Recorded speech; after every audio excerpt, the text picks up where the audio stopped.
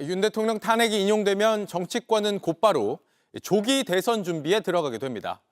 과거 박근혜 전 대통령 파면 때처럼 60일 뒤에 선거를 치른다면 6월 3일이 대통령 선거일이 될 수 있습니다. 황예린 기자가 전합니다. 오는 4일 윤석열 대통령이 파면될 경우 헌법에 따라 60일 안에 후임자를 뽑아야 합니다. 따라서 5말 6초 장미 대선을 맞이하게 되는 겁니다. 선거일은 선고일로부터 2달이 지난 6월 3일일 가능성이 높습니다.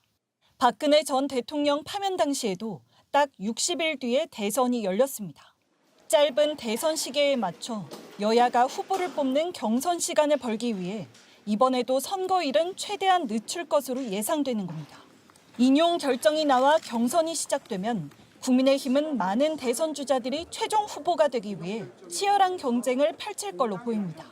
현재 당내에선 탄핵 찬성파와 어려운 시기에 도움이 되는 정치를 하겠다라는 마음이 다시 저를 기다려주셨던 분들을 보면서 많이 들었습니다. 인용되면 대선을 준비해야 한다는 입장도 존재합니다. 혹시라도 있을 인용 결정에 대비해서 공당이라면 필요한 준비 정도는 해야 되는 것이 자연스러운 상식적인 결정이고. 탄핵 반대파 주자들도 국회에 자주 모습을 비춰왔는데 윤 대통령이 풀려난 뒤엔 공식 활동이 줄어든 모양새입니다. 이번 선고일을 앞두고는 대체로 말을 아꼈습니다. 한동훈 전 대표는 헌법과 헌법 정신에 맞는 결정을 기대한다고 한 것으로 알려졌고 안철수 의원과 유승민 전 의원은 각각 모두 결정을 존중해야 한다, 승복 선언을 해야 한다는 메시지를 내놨습니다.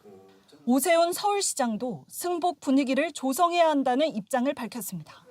탄핵에 반대했던 홍준표 대구시장은 JTBC에 기각되리라 본다고 했고 김문수 고용노동부 장관은 공식 입장은 내지 않았지만 각하를 바라고 있는 것으로 전해졌습니다. JTBC 황예린입니다. 조기 대선 공고를 안 하는 가능성 이 부분에 대해서도 생각을 하더라고요. 원래는 이제 야당에서는 탄핵되는 순간부터 60일이네. 그렇죠. 그렇죠. 예. 해야 되는데 그 언제 선거할 거다라는 거를 공고를 해야 되는데 공고를 해야 되는데 그 공고하는 주체는 예. 한덕수 총리인 그렇죠. 거죠. 권한대행이니까. 한덕수 권한대행이 예. 해야 그래서- 되는데 안 예. 하고 뻗팅기면 뭉개면 예. 그럼 어떡할 거냐. 예. 네, 그런데 우리 법에 그 공고를 하지 않더라도 바로 탄핵되는 그 순간부터 60일 안에 대선을 치르도록 규정을 하고 그렇죠. 있기 때문에 공고를 하든가 말든가 공고 여부와 상관없이. 선거 레이스는 시작이 되는 거다 이제라고 이제 보는데 한덕수 총리가 만약에 공고도 안 해, 네. 마은혁 재판관 임명도 안 해, 그러면 거기도 또 탄핵이다 이런 생각은 하는 것 같아요. 저는 또 하나의 걱정이 있어요. 예. 내 탄핵이 돼요. 예. 그럼 60일 이내에 선거를 치러야 되고 가장 유력한 날짜가 6월 3일이에요. 네. 그때가 딱 60일째입니다. 네. 그래서 휴일하고는 떨어뜨려야 되니까 그래서 보통은 수요일 날 선거 날을 잡는데 보궐은 화요일 날 치른 적도 있거든요. 네. 수요일은 60일이 넘어가니까 안 네. 되고 아. 화요일 날 치르고 그 전주에 하자니 가뜩이나 촉박한 선거 일정을 일주일 가까이 땡겨야 되는 문제가 있어서 6월 3일이 가장 유력한데 네. 선거 치르고 났는데 갑자기 어디서 지기현 판사 같은 사람이 나타나 갖고 야 60일은 1440시간이야.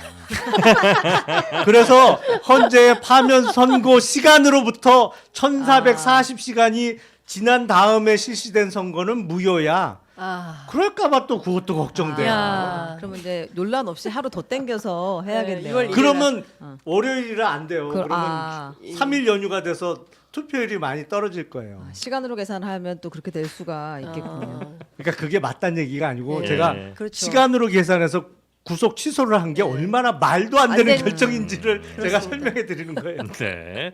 이게 탄핵 심판 선고 당일 이후에 이제 탄핵된다는 전제 하에서 2017년도에는 5일 뒤에 대선 일정이 발표됐잖아요. 첫 번째 궁금한 게 대선 일정을 누가 짜는 거예요? 권한대행이 짜는 겁니까?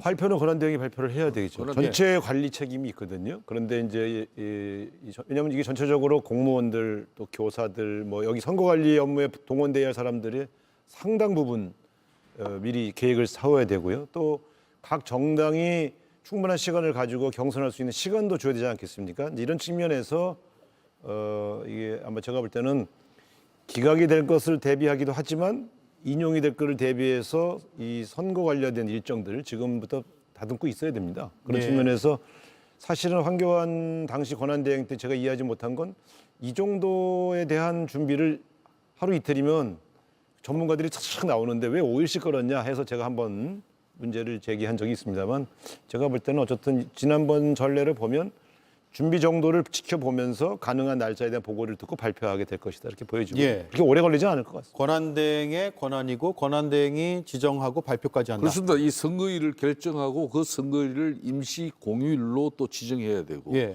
또 관련해서 중앙선관위뿐만 아니라 행안부 그러니까 정부 지방자치까지도 모든 이 선거 준비에 만발을 기해야 돼요. 예. 그러니까 의외로 이 선거 준비 업무가 엄청나게 많습니다.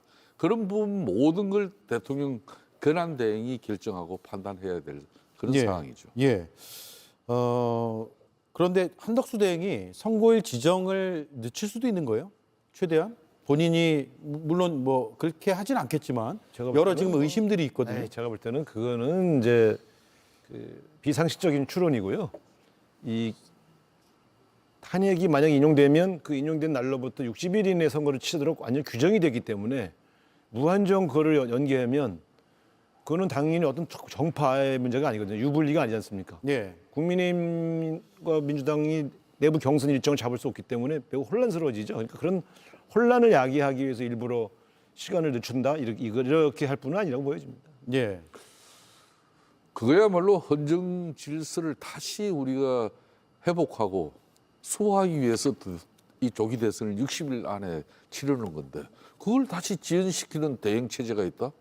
이거는 상상하기는 어려운 예. 이야기입니다. 한덕수. 근데 문제는 이런 이야기를 예. 또 민주당 지지층과 민주당 일부 유튜브 인사들이 이런 이야기를 하고 있어요. 예. 이런 거는 그분들 입장에서도 이건 결코 국가를 위해서 좋은 이야기가 아닌데 그러면 한덕수 지금 대행 체제가 내일 모레 그러면은 어떤 결과가 나오더라도 만일 조기 대선을 공고해야 되는 그런 대응으로서의 절차를 갖다 소홀히 하고 그걸 기일을 지정해가지고 국가적 혼란이 발생하기를 바라는 사람들 입에서 그런 이야기가 나올 수밖에 없는 건데 그런 이야기는 저는 해서는 안 된다고 날짜를 봅니다. 누가 지정하고 발표하는가는 뭐 여야의 유불리 사항은 아니죠. 그렇습니다. 그럼요. 날짜는 정해지면 그대로 하면 되니까. 어차피 날짜는 60일 이내기 때문에 아무리 늦춰도 6월 3일 날 할 수밖에 없어요. 예. 이거 늦출 수는 없어요. 날짜를. 예. 발표가 늦어지는 건 준비 정도 그 준비에 걸치는 자연스러운 과정 때문에 하루 이틀 더 당일날 바로 발표하기는 어려울 겁니다. 그렇기 때문에 제가 볼 때는 뭐 그 고의적으로 늦춘다 그런 추론은 무슨 합리적 근거가 있어 보이지는 않아요. 예, 아마도 마은혁 후보자 임명을 안 하는 그 헌재 판단도 계속 무시하는 듯한 그런 모습을 보이기 때문에 그런 얘기까지 나오는 거 아닌가라는 생각도 드는데